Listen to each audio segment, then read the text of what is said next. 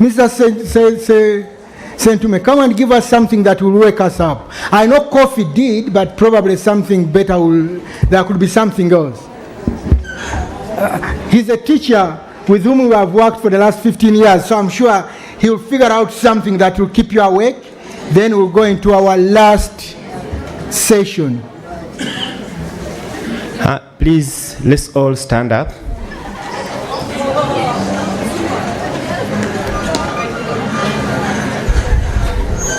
Create some space where you are.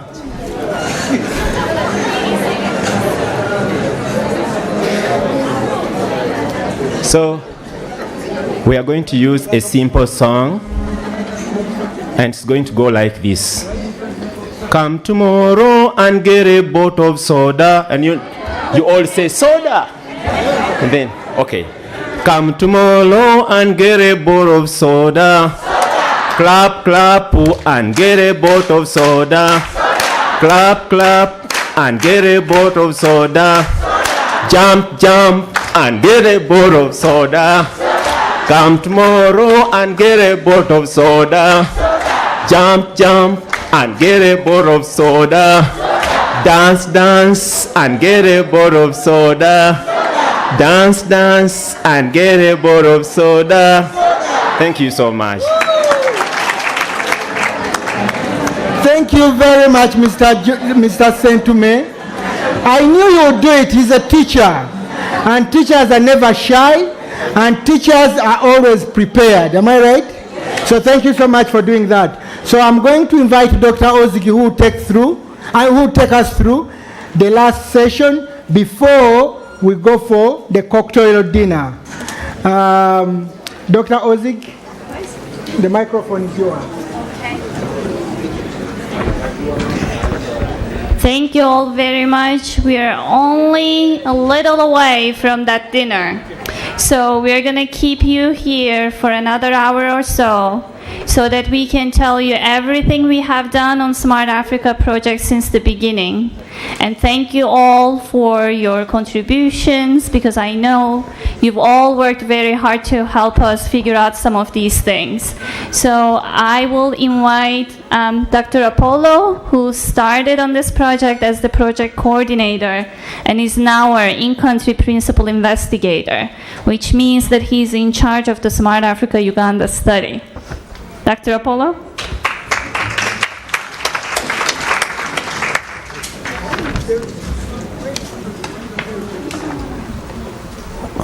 Thank you, Dr. Ozgi. I'm glad to see all of you here today in Masaka. The past two conferences have been held in Kampala, but we're happy to host you in Masaka, me and the entire iChad and SMART team. Mr. Sentum, I've been dancing and jumping, and I'm coming for my soda right after. So Smart Africa is a study that it's like an importation from the US coupled with components from the other countries like South Africa. So when we got approval to carry out the study, that was in May 2016, our first task, my first task and the team, was to adapt the intervention by using different components, and we used different components, and these were mainly three. We got the 4S and 2S curriculum from the US. We used part of the South African VOCA, and we used a lot from our studies here, Professor Fred's studies, the Subi Bridges curriculum. So this adaptation started way back in February 2017. And what happened is we met with a few of you, a few teachers and peer parents, and we introduced the concept to you and the topics we were thinking of, and you gave us your feedback, and we went and incorporated all your feedback into what we were designing, into what now we call Amakama Sanyuf, which translates for happy families. So the adaptation took months, and I think even when we received our first visit from the monitors, we were not done with the adaptation, but the teachers and the parents were really fundamental in adapting the curriculum. And yeah, that's a little bit tiny, but yeah, it's a 16 session curriculum. We call it Makama Sanyuf. So we picked a few topics from the 4S and from the 4Rs and the 2S curriculum in the US, and added a few from Bridges and VUCA, and we came up with a Makama Sanyuf, but we maintained the structure of how it's supposed to be and how it's supposed to be delivered. So what we basically did, we tailored it to Uganda. So this is so there are two. So this is the facilitator one. There are a few facilitators. There are community healthcare workers and peer parents. The community healthcare workers and peer parents, if you're around, you can stand up. So these are the part of the facilitators that are going to help us deliver the curriculum, and we've started training them. We've started getting them ready to deliver the curriculum, and what you've been using is what I'm holding up in my right hand. And in my, it's very small, you won't be able to see unless you're seated like here, which no one is. But there's also a participant workbook. Now, the participant workbook is supposed to help the families. It's different. They are basically the same, but a little bit different in that this one is more child-friendly. It has more pictures. It gives them an opportunity to write whatever they want to write down. So this will be given to the families, while this one will be given to the facilitators. And why we're excited about this manual, of course, apart from what we expect it to do, we expect it to change behavior of families that have children with behavioral difficulties or emerging behavioral problems. But what we're also excited is that the participants, all the children, did participate in that development. And they did so by giving us very nice pictures. So, for example, this picture, we asked a child to draw what they think a happy family is. And that was their drawing. There's a bicycle somewhere. The child is playing with the mom, and the dad is there with them seated up on the stool, and there are a few birds in the neighborhood. Now, for that child who drew this picture, that is a happy family. So we're pretty excited to deliver to have the children participate in. The children, the parents, the teachers were excited that they participated in coming up with this manual, because now it's theirs and we actually want them to own it. So what we're currently doing, we're going to these, we visited very many schools, and so far we've started training facilitators in 4 schools. I was part of the team that started the training of the facilitators, but I'll let my colleague Fiona, who has been there throughout, to take you through what it's been like training the facilitators.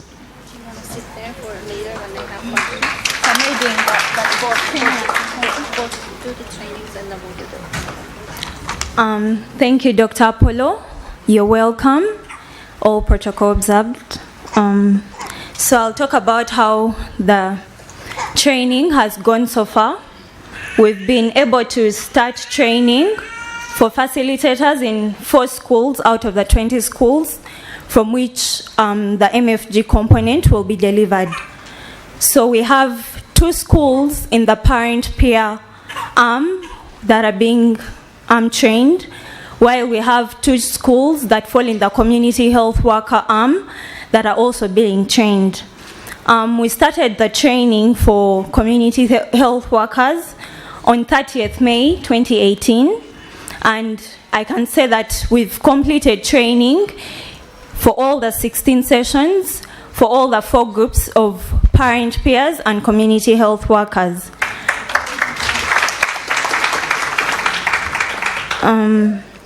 So the training was very engaging, and we involved the facilitators and the iChat team, which was previously trained by Dean Mary McKay, to train other facilitators or trainers of the facilitators. So a team of Dr. Apollo, Flavia, Jennifer, Dr. Ebo, and William and Wilberforce were trained by Dean Mary to deliver the training to the facilitators. So we trained fellow trainers, part of the iChat team, that went with us to the field, that is Bettina and Sebula Francis, to do this training. So this is how we would do the training. We'd start with a discussion with the parent peers from our last training and try to follow up from what we did and what we discussed. Most of the questions were around the 4 R's and 2 S's, which are responsibility, rules, respectful communication, stressors in the family, and social support. And we discussed how these factors or components help us build good families in our communities. We went ahead to try to do mock sessions. So we'd allocate the facilitators to read ahead of the training and have them practice how they would deliver these sessions if we sat in a group of parents. And when these 2 facilitators delivered the mock sessions, we'd, as a team, would give comments and tell them where they did well and where they needed an improvement, so that we help them build skills and help them build their confidence in how to facilitate these groups. I can say that the training generally went well. We learned from each other, from the field, given that the people we are dealing with are already managing their families and from different backgrounds. So it also gave us a bit to learn from. And the facilitators initially were not as vibrant as they were by the time the training was complete.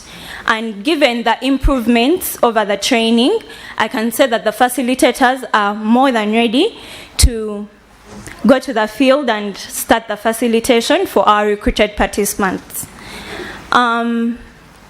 Additionally, the only thing that's left to qualify the facilitators is tests that they are supposed to do to assess their performance and their knowledge and how they've mastered the MFG to deliver it to our participants.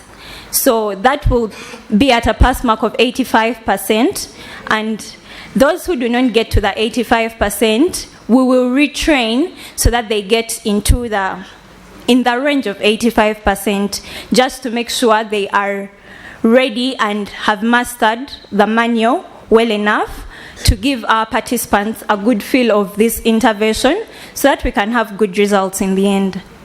Thank you very much, and I'm grateful to the trainees of the MFG manual so far in the 4 schools, and thank you for the cooperation and for learning and for allowing to be trained, and for the facilitators in the other 16 schools, don't be worried. We are getting there because we need to prepare and we don't need to rush this. We will call you in due time, train you, so that you deliver the manual to our participants. Thank you very much. Thank you, Fiona. I will call you back here very soon so that you can tell us about all the children and caregivers that are participating in our study. But as you mentioned, we have more community health workers and parent peers we will be training very soon. So we will be working with 60 community health workers and 60 parent peers. So I would like to invite Dr. Abel so that he can walk us through the process of how we selected our parent peers and community health workers and how we reached out to them and recruited them for the study. Dr. Abel?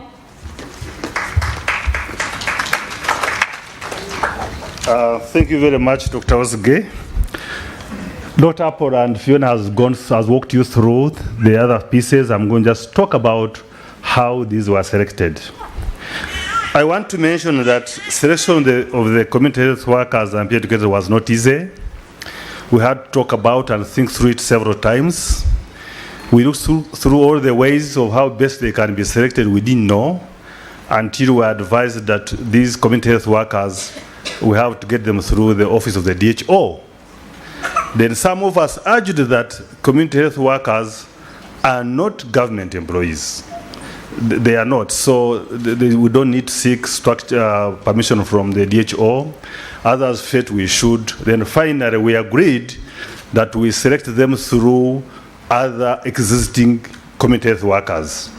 So we contacted the few we knew through one of our friends, and then they led us into others. So would say, if James, are you a community health worker, do you know others? Then they would say, oh yes, I know so and so, I know so and so, I know so and so. Then from there, we also developed the criteria. What type of community health worker do we want? Because you see, as Fiona has been saying, you need to know how to train. You know, training a person is not easy. Standing in front of people and facilitate is not easy. And also mastering a manual and deliver it in the same way you are expected is also not easy. So we set a criteria, which we said somebody should be able to talk audibly, and somebody should be able to read and write, of course, because you can't deliver money when you can't read and write. And also somebody should be confident enough to talk and loud enough as well. If you are not loud enough, if you are not confident to stand in front of people and talk, if you cannot read and write, there is no way you can deliver manual. So when it came to peer parents, we said, okay, how do we get them? These are easy, they don't follow under structure, they're just community people, members. So we rotated around schools, said, okay, any parent who has a child in that school, or who is in the neighbor in the school, who can read and write, and can talk, you can be a good parent, okay, peer parent. So again, through the school structure, we're able to identify the peer parents. After, of course, the same criteria was also considered: able to talk, able to communicate, read and write. And that's how we got them on board. So we have 60 community health workers and 60 peer parents. I managed to attend one of the sessions where the peer parent, community health workers were being trained to deliver this MFG manual. I think it was at the Chitende, the primary school. And I found it very interesting. The community health workers were very excited, they were very engaging, they were very participatory, they were asking questions, they were playing role models, they were asking each other questions, and they were enjoying the session. I felt that was very, very, very good. So if the team from Chitende is here, I was impressed. Yes, Butende, not Chitende. Oh, because I live near Chitende in Kampala. Yes, Butende, yes, I was impressed. And I remember when I was talking to Dr. Aporo, I said, but can somebody who is in the advanced age train? And when I was asking Bettina and Francis who were training them, they said, by the way, the old people are even doing it better than the young ones. So age is just the number. Yeah, age is just the number. The capacity has nothing to do with the age. Even there are young people who don't do very well, and old ones do well. So I was really happy with the way the team was doing it. Thank you very much.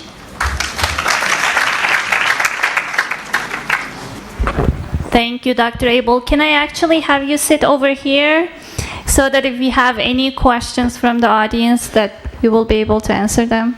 So I will invite Fiona back. on stage so that she can walk us through how we reached out to the children and their caregivers, how we recruited them, how many we recruited them, where we are in the study. Is that okay? Yeah, that's for sure. Thank you, Dr. Ozgi. So, we reached out to schools in the Masaka Diocese in which we work. We reached out to the districts in the Greater Masaka region where we've worked previously and selected over 40 schools. We considered distance, we considered their location so that we can have a variety of schools and a variety of locations so as to diversify our results. In the end, we chose 30 schools, and these were randomized into 3 study arms. So we started recruitment for participants and their caregivers in October 2017, and this ran across to November 2017.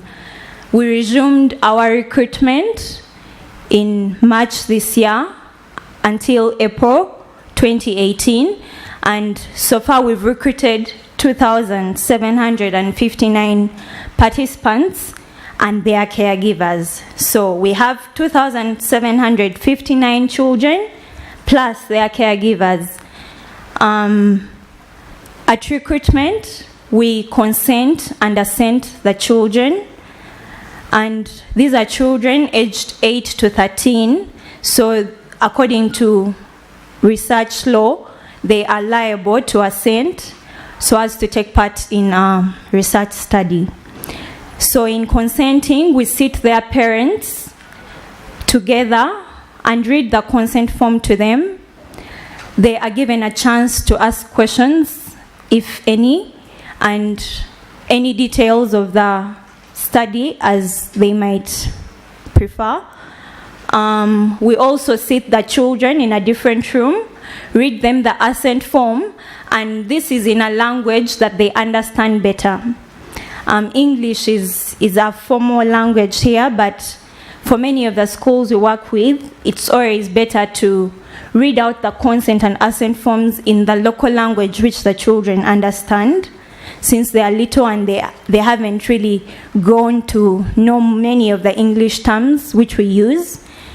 So we run our consent forms and every other document we use in the field through the languages department at Makerere University, and these certify that whatever we have in the local language is what is written in the English version, to make sure we are not presenting a document to participants in the local language different from what was approved by our RRBs and UNSCST.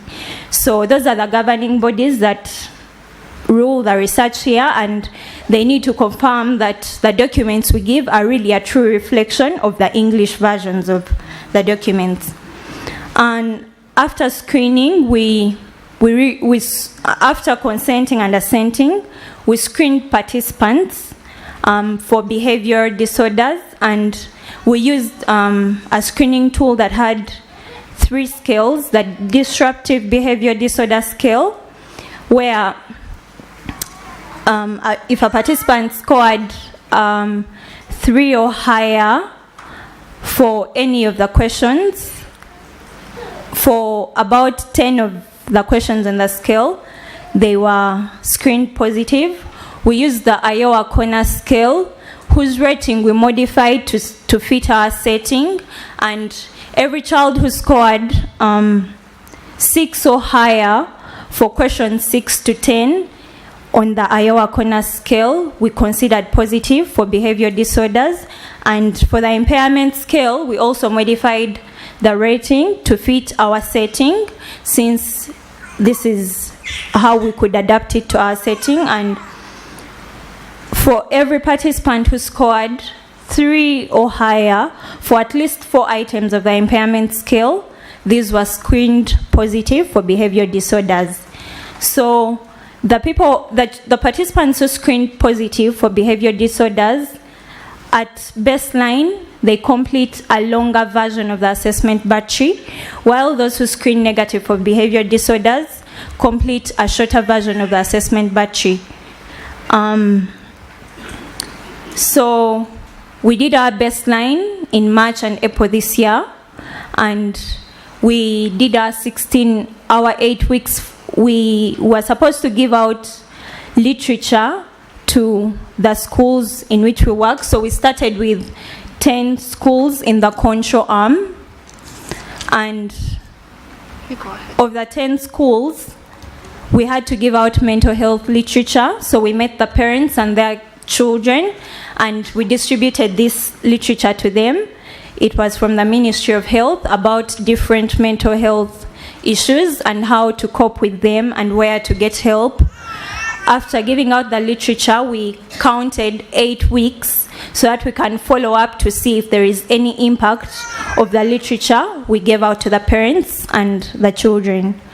So we did our 8 weeks follow-up in June, around the second week of June, and we completed in the first week of July. So we are preparing to do 16 weeks follow-up for still the 10 control arm schools, and we shall be doing the 16 weeks follow-up beginning in the second week of August. Of course, we begin with those that did the 8 weeks assessment before the rest. So we do it in that order to make sure the timelines are in place. And yeah, I can say that's where we are currently. We are preparing to do 16 weeks follow-up, but we've completed baseline 8 weeks follow-up for the 10 control arm schools, and I can say our attrition is quite good from the number we managed to reach out to at baseline. I think our attrition is about 1.57%, which is good because then we get to track and follow up many of our participants.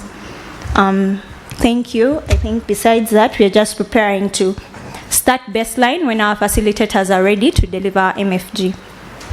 Yeah, thank you.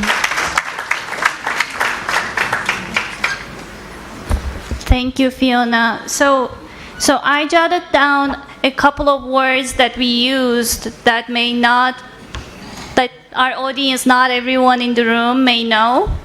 So if I could get Dr. Apollo to explain what we mean by consenting and assenting, and what exactly is in that document and why we need to do that. Consenting and assenting in the easiest term possible, it's getting permission.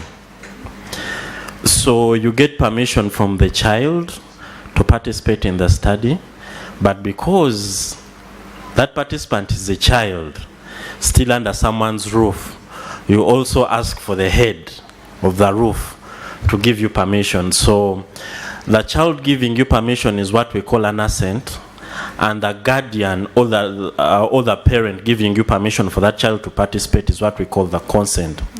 And what basically those documents contain is information about the study, the dangers they may face, what they stand to benefit, where they can go to if they have questions, so that they don't ask you since you're the one doing the study, but they can get to ask someone else who gives you permission. So there's information about the people who give us permission to do the study, their rewards, what the study is about. So it's a document that contains a lot of information in the simplest terms possible. So you break it down for the child to be able to understand, and you also break it down for the guardian to be able to understand.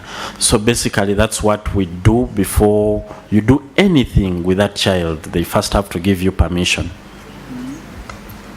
Thank you.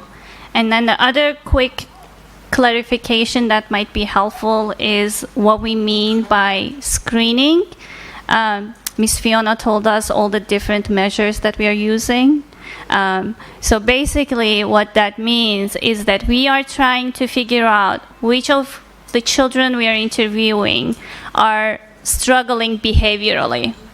So we are trying to understand that so that we can monitor them closely to help them as much as we can. So Miss Fiona pointed out to the fact that some of the children were positive, some of the children were negative. So that what that really means is that the children that we find are struggling more with behaviors is we are monitoring them more closely than the children who are doing just fine behaviorally, right? But they're all participating in the same MFG Amakama Sanyufu intervention. The only difference, did I say that right? Almost. I'm working on my Luganda. So the only difference is that the children who are behaviorally struggling, we are just keeping a closer eye on them than the ones who are doing just fine. Okay. So Miss Fiona, you mentioned something called baseline. Can we explain what we mean by baseline? When we are doing research, we always have assessment points. And for the Smart Africa study, which we are currently doing, and whatever we are explaining is about the Smart Africa study, we have 4 assessment points. So when we go into consent and assent the parents and they give us permission to take part in our study, we screen, like I explained, and since we have those who are struggling behaviorally and those who are not struggling, the aim of our research is to find out how these children are performing at different points. That's why we have assessment points. So for the Smart Africa study, we have 4 assessment points. So baseline is like the first assessment point, which I can say is 0 days.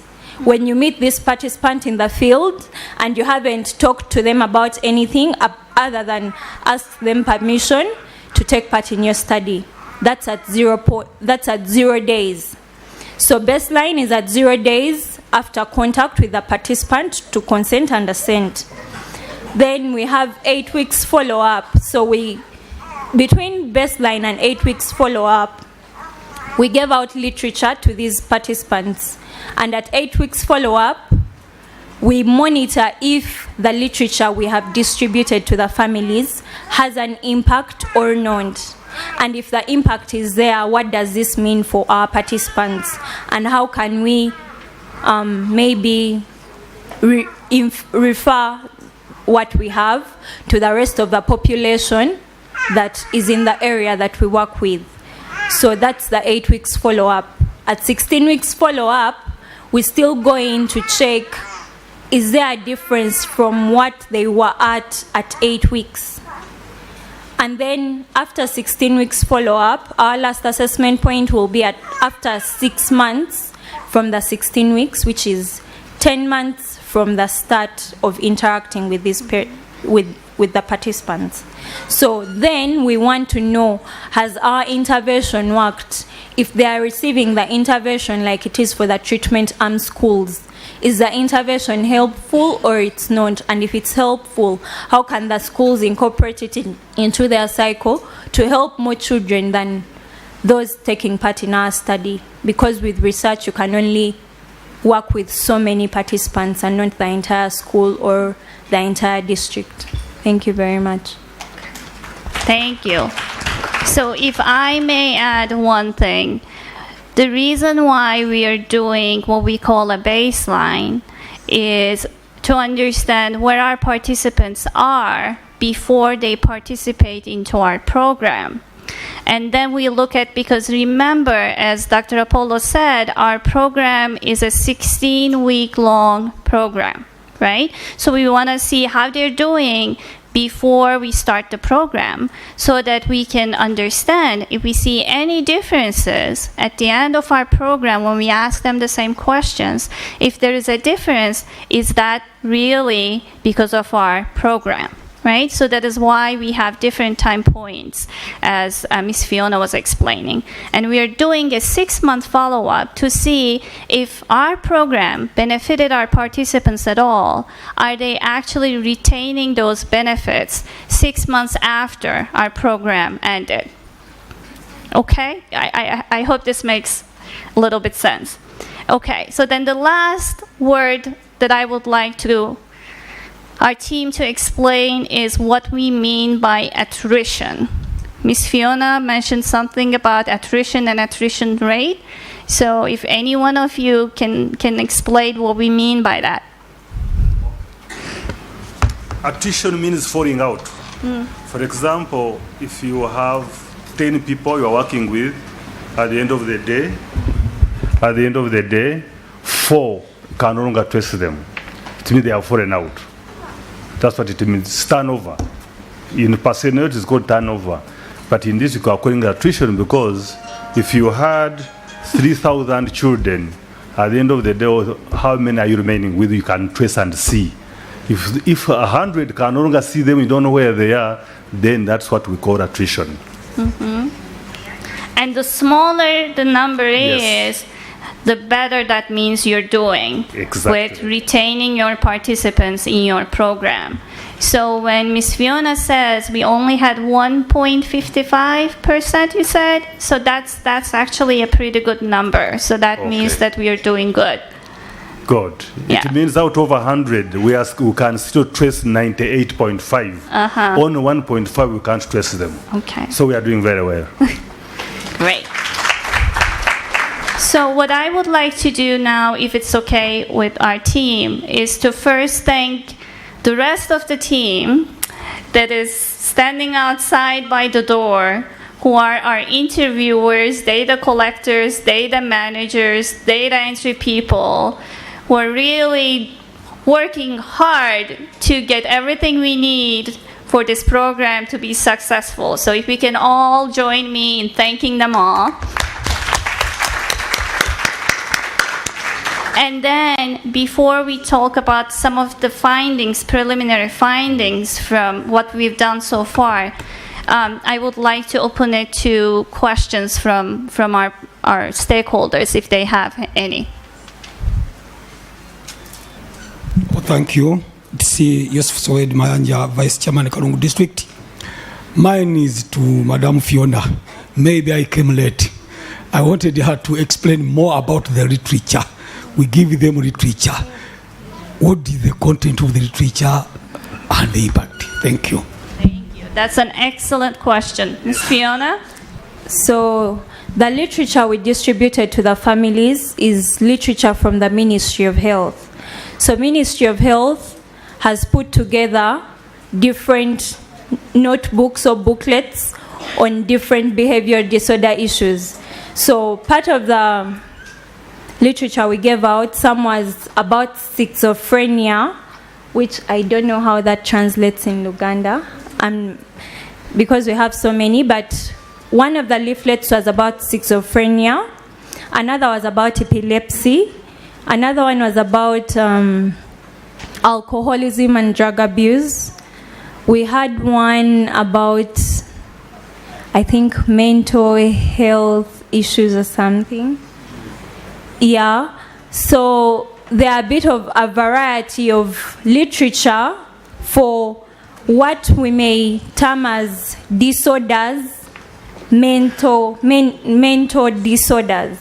So the literature contained explanation for the disorder, how it occurs, how it can be treated, and who you can reach out to in case you have a case in your home, so that you can get help. So basically, if it's schizophrenia, what are the symptoms of schizophrenia? What are the signs? How can you know that your child is suffering from this disease? If it's epilepsy, chebaite ensimbu, it's a disorder. Omwana omanya otya nti alina ensimbu. Bwe liba ddalu, actually, schizophrenia kitegeeza ddalu. Schizophrenia in the local language is eddalu. So it's a disorder according to Ministry of Health. So that is part of the literature we were giving our families to help them know and identify symptoms and signs of mental health issues amongst the children in their homes, where they can reach out to for medication or health interventions, and how they can be helped. So after giving out the literature, we want to assess, has the knowledge from this literature helped them identify any cases in their homes before they get to a stage where they are unmanageable? So yeah, it was to help them understand these issues at a manageable state so that they can get help. Thank you. Yeah. Any?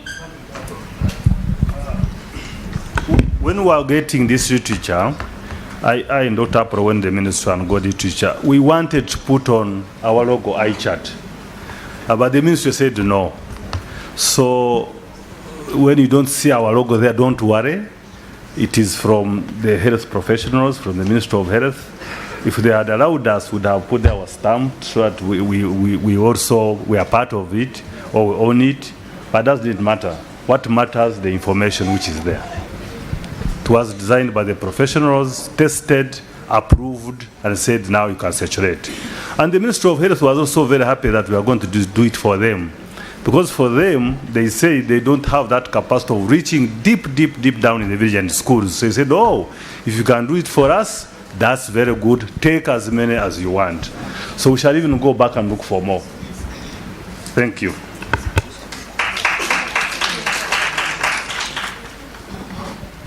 I've been delegated to take over.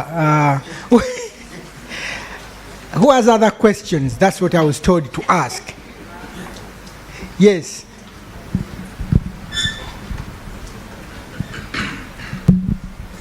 Thank you, Professor.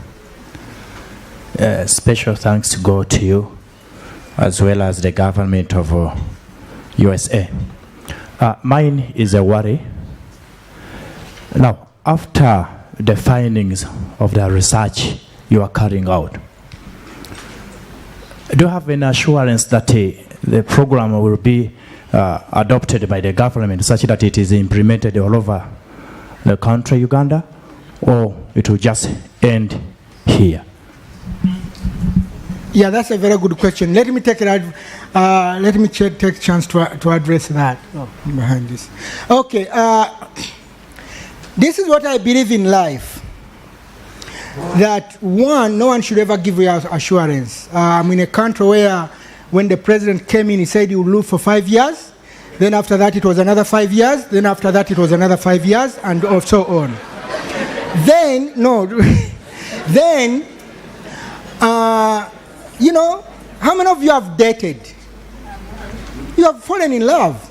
You guys, so I'm assuming you have all fallen in love. Yes.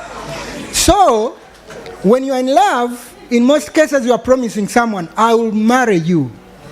You are the best.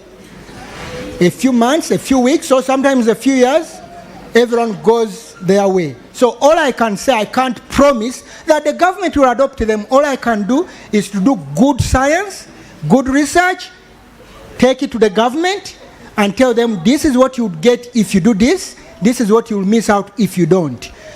If they take it on, great. If they don't, I can't push. So it's just like that. I mean, all you can do is do your part. When you are in a relationship, what you do your part to please your partner. But they may decide to go away, and what do? You understand? So that's it. So that's how I'll answer that. Thank you.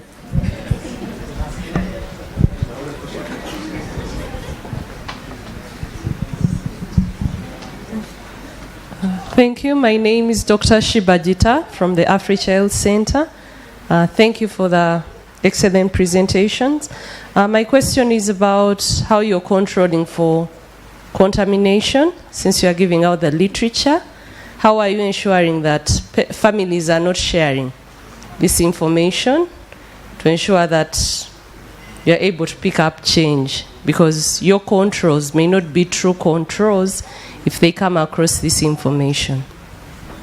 Okay, so since I read the research, I'll also take that on. So what we do, we've been doing, there's what they call individual randomization, where you individualize, an individual, you give this one an intervention, you skip this one, you give the other one, they live in the same community and that kind of stuff. So that's a good gold standard. assuming people don't get to talk to each other, or assuming you're giving a placebo and the other one is giving aspirin and you can't really distinguish whether the placebo, the aspirin ingredients are within the placebo or they are lacking. So what we've done to address the issue of contamination in this particular case is that we randomize by what they call schools. It's clusters. So what we have here, we have 20 schools. Am I right? We don't have 30 schools here. We don't have 30 schools here. We have, how many schools do we have here? We have 20 schools here. 20. Yes, okay. We have 20 schools. Each of these schools, first of all, the literature we give out from the ministry is universal. It goes to everyone. All the 30 schools receive the literature, all of them. Then, 10 schools out of 30, you guys are getting VHTs with MFG being delivered by VHTs. And then the other 10 schools are getting peer parents, so that you know. So everyone in that particular school is being mentored or facilitated by a VHT in that particular school, provided they are within that school. So the reason you have only 20, we would have had 30, then we would be worried about contamination because the other 10, but we brought 20 because the 10 which are in control are not here. So even when we invite, we tend to invite the control by themselves so that, we can discuss the literature and all that. And then when we invite you, we discuss the literature plus the MFG. Does it make sense? So there's what they call cluster randomization, where you randomize by cluster, and in this case, it's the school that we have randomized by. So every child in that school, provided they are between ages 8 and 13, they get our intervention. That's how we work, and that's how you address randomization. I mean, that's how you randomize. That's how you address contamination. Now, can there be seepage of some kind? Probably there could, but for as long as at least we are confident at 95% level that we are doing the best we can, then that's what we are doing. Okay? Doctor, did I answer your question? Yes. Okay. Anyone else? Mr. Simba had a question, I understand. No, I didn't hear the question. I just wanted to comment on the previous question. The fact that we had government ministers at this conference is a sign that we are engaging the government officials. We are engaging the policymakers. So when we share the results, as we left, we talked to both ministers, and they were saying this is very interesting work.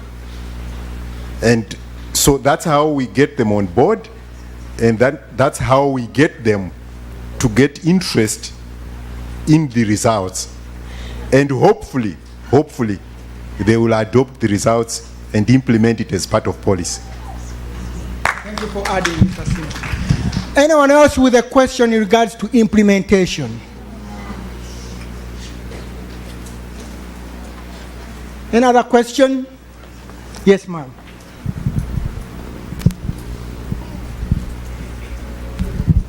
I just want you to comment on how comes you have such a... Oh. People get to know who you are on record. Okay, I'm Rachel Maina from Kenya. I just want to ask, how comes you had a very successful attrition rate, 1.5%? What made that retention to be really good? Excellent. What made us have a great attrition rate? So that's, I'll give a joking answer so I can wake everyone up, and then I may give a serious answer, hopefully. So I think the first one is because you have the best staff that you can ever have in the world. The staff, so they are the best. And that's true, so they work hard, so that's it. But two, because, first of all, I think the moves within the areas, when kids are still young in primary, the moves are kind of fewer. So we are capturing kids before they are transitioning. So they are in primary 4, primary 5, so that tends to be a bit stable, okay? But the other reason is we have put in place what we call a tracking mechanism, where we get to know, even if you left that school, where can you be? Who else would know where you are? So we try to track these kids as much as we can. And in essence, at the end of the day, we end up getting them. So, and we have been doing longitudinal studies in this area for the last 15 years. So also the skills, the knowledge, the experience helps, I think. That's what I think. But I think above all, it's a well-designed study, and we have a very, very good team, and I mean that. So that's what I think. So, yes. Thank you. My name is Derek Sewanyana, and I'm really impressed by the project that you're doing. My question is about during consenting, are there some participants who opted out, who did not consent? And it will be interesting to know the unique reasons as to why they did not consent to take part in a very impressive project. So I'll give a chance to Dr. Apollo to answer that, because they did the consenting. But I'm sure if there could be a few. I mean, people always have reasons. I'll give you in the past for my studies. In the past for my studies, 2 families. I think there was a family and another one. They just thought that it was too good to be true. So that's it. They just said, we don't trust you. There is no way you can match. So that's it. They just said, no. In Uganda, they say mukwasi wa mateeka. So they just said no.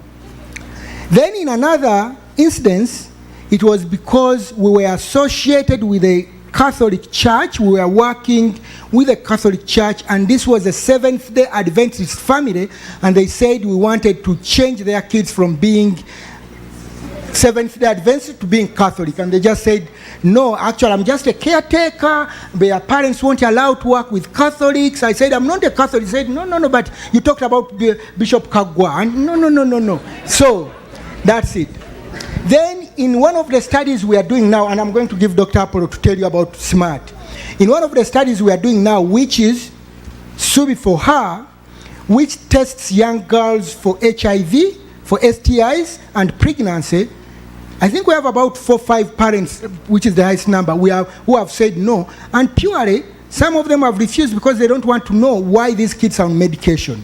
They have told these kids all along that you're on medication because of constant headache.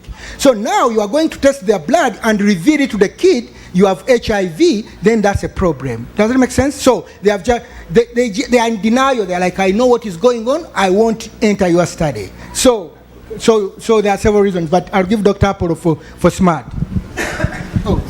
So for SMART, we had only one child who refused to participate, and it was because the child actually wanted, but the guardian didn't want, and that's because the guardian is always on the move. So when we told the guardian, well, we would want you to be around, there are 16 sessions, and would want you to participate, we want you to be around for this assessment point, and I was like, no, that's too much. And the guardian refused. So, but the child wanted. Yeah. Actually, in most cases, the kids want. We just finished interviews where a kid came crying, saying, I thought mom signed. He said, no, call she's coming. We spent an entire day waiting for mom to come. She never came. So they really, really want. The kids want. But sometimes the parent says no. Okay, one more question, and then we'll move on to the research piece. Protocol observed. Thank you so much, the organizers. My name is Tusime Patrick. My question is just to maybe an inquiry to find out if you're trying also to find out any causes of these mental diseases or mental illnesses or disorders, because I'm personally kind of doing the similar research, and I'm impressed because I was there thinking I'm the only person doing this, But anyway, it is different in a way that mine is about sexual reproductive health. But we are finding out some issues of why parents or kids do certain things or bad things. There are always reasons behind that. So maybe that can be something that another person can take over if there are common causes of these illnesses, disorders, so that other people can take over from there. Thank you so much. Thank you so much. So Our studies, Dr. Ozgi didn't tell you, maybe she did when I was out, but she's a very strong qualitative researcher. A qualitative researcher is one whom you tell the stories and then they're able to sink that story into, into what, I was speaking in English or Uganda? Oh, they put, I switch back and forth. That's a beauty or sometimes a disadvantage when I'm in the US because then my wife doesn't get to know what I'm talking about. But anyway, so someone who is able, you tell them stories and then they put it in a storyline that is understandable. Our studies have tended to be very quantitative. So sometimes to get to the root causes, you need to get the stories which are qualitative. That's why it's extremely important that we have a person like Dr. Ozig leading that part. And definitely, I'm glad that you found that we are also brothers with you, that you are not the only one doing this. So in regards to finding out causes, we are going to talk about the prevalence. We don't have those kinds of questions per se. We can make inferences, but we don't have, we cannot say for sure that this is what is causing that, okay? But now we are going to switch and move from the implementation to what we are finding, okay? Because we say this is an accountability. So we are giving an accountability. This is what we promised to do. This is what we are finding so far. And the findings are from purely the baseline screening what we are finding in regards to prevalence. But before we do that, I know that we are running out of time and we need to go and have dinner and all that. I'll ask Father Kato, the other one was a teacher. Let me ask a priest to get us woken up, okay? Father Kato, could you give us an exercise? You are very good in church. So give us an exercise for 2 minutes so that we can wake up, okay? Or even you are waking up. So...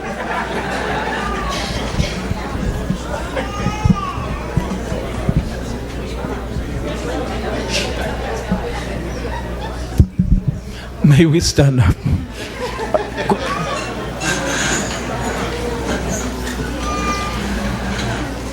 Mine is just a kind of song. So may we hold each other's hand following this pattern.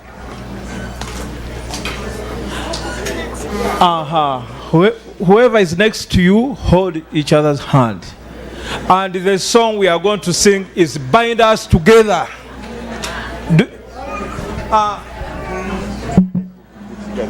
One, two, three, start.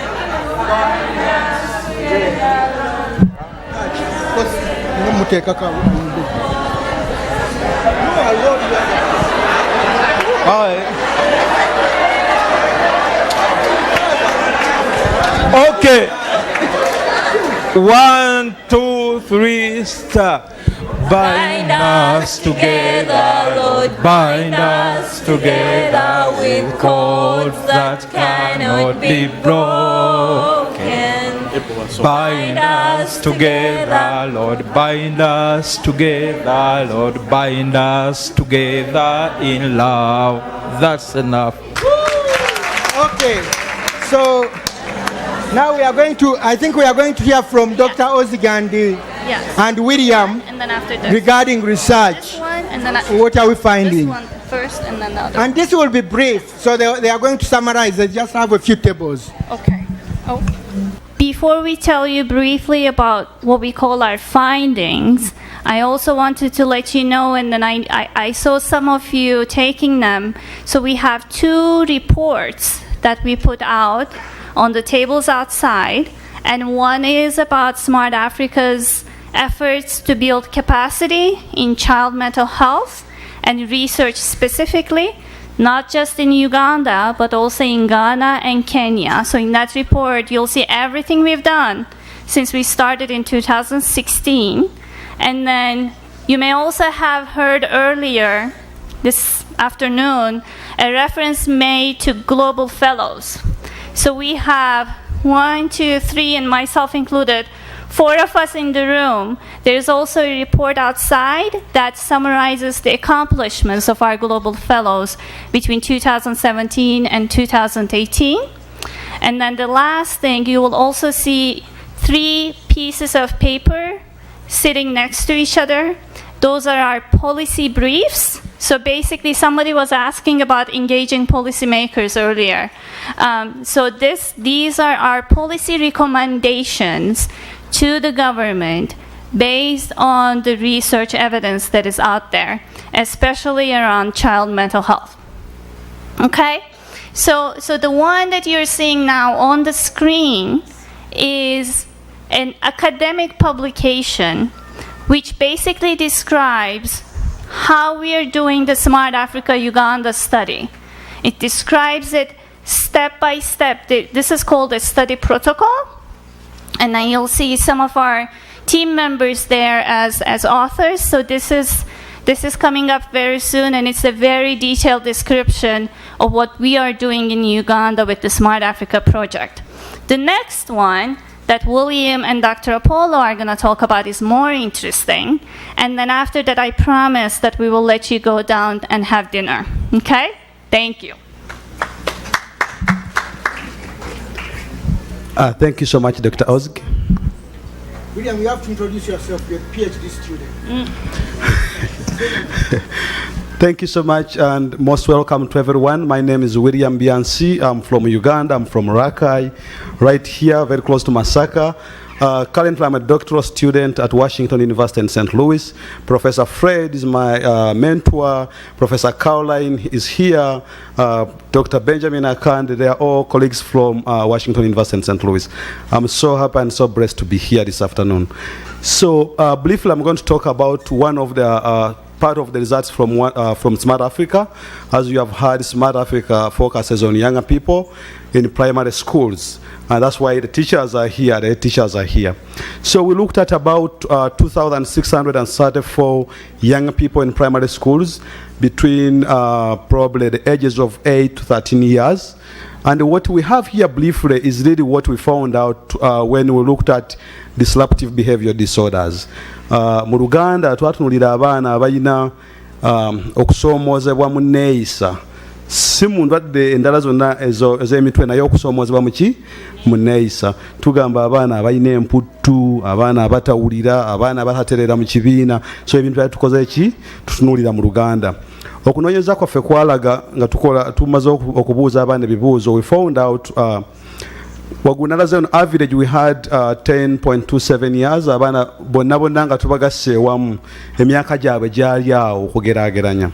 Naye ku baana abo benjogeddeko 2034 twazuula nti abaana obutundutundu 6.2%. For those who don't understand Luganda, I'm trying to mix Luganda and English so that everyone understands. So 6.2% screened positive. Ekitegeeza nti abaana abo twabasanga nga balinamu okusoomoozebwa mu bintu byenjogeddeko waggulu mu neeyisa yaabwe. So they had emerging disruptive behavior disorders. Overall, so I didn't talk about the measures. I want to be very brief. I don't want to bore the teachers here with the measures, but we are using 3 measures. Tukozesa ebyokugezesa bisatu byetutunuulira ku baana bano. Sijja bigendamu nnyo ebyo. Naye bw'ogenda mu butundutundu, DBDs, or disruptive behavior disorders, are categorized under 3 categories. So the first category is ODD, which is oppositional defiant disorder. Ku baana bali bonna benjogeddeko, 6% of the kids screened positive on that. Opposition we baana baffe ndoza Dr. Paul abatawulira baba ina emputtu. ODD. Emputtu Dr. Paul wangambye. So that's ODD mu Luzungu abazadde. So for our colleagues who are in research probably understand ODD. Then we had a 2% positive screening on conduct disorders. Abaana abayina eneeyisa embi. Butuyinza okugamba ebeera neeyisa mbi vadakato mu Luganda luli lutyo. So empisa embi, empisa embi kigambo kya Luganda, emize emibi, something like that. So that's the 2% we are talking about here. And then we have a slightly higher number of 6. So we used the scale called the Iowa Corners scale. This one really looked at conduct disorders and ADHD, which is attention deficient hyperactive disorder. So that one, we didn't categorize the two subscales. So we did the overall analysis, and then we have a 9.62% prevalence rate among those school-going children. Then overall, we also used what we call the impairment scale. What that means is that when kids have disruptive behavior disorders, they are more likely to have other problems. Some of them could be family dysfunctions. Some of them could be problems with peers, having relationship problems, not performing well in school, being truants, missing school, that's what I mean here. So we screened to see how caregivers let the impairment of their kids on that scale, especially kids that screened positive. And then we found out that at least 24% of our participants screened positive on 4 items of the impairment scale. What that means, the impairment scale has 7 items. So what that means is that you either are not performing in school, or the parents report that you don't do your homework on time, they have issues at home in terms of relationship, or they have issues with brothers and sisters or siblings. Ambazadde baffe kyentegeeza wano nti abaana bwe bafuna ebizibu mu nneeyisa, ebizibu ebyo bivaamu ebizibu ebirala ewaka, okugeza omwana bwe mutuma ku luzzi n'atagenda kusena mazzi ekivaamu kumukuba, si bwe kiri? Omwana bw'aba alina empisa embi yakuba banne, nga mugambye emize emibi mu Luganda, bw'aba alina emize embi yakuba banne, ku ssomero yaleeta emisango ewaka. So ebizibu ebyo byonna twabuuza abazadde okutubuulira abaana baabwe abaali balina okusomozebwa mu nneeyisa bintu ki bye baasinga okusomozebwamu. So abazadde batulaga nti abaana obutundutundu 2 mu bunaku buli 100 baali balina okusomozebwa mu nkolagana yaabwe n'awaka wamu ne bayizi bannaabwe ku ssomero. So mu bufunzefunze ebyo bye twakazuula mu kunoonyereza kwaffe kuno okwenneeyisa bye twakaanalizingako oba okwongera okwekenneenya. Tulina ebirala bingi tukuŋŋaanyiza bye tugenda okwekenneenya, tujja kutubibatuusaako mu maaso eyo. N'olunaku lw'enkya tujja kuba ne presentation. Mwebale nnyo okumpuliriza.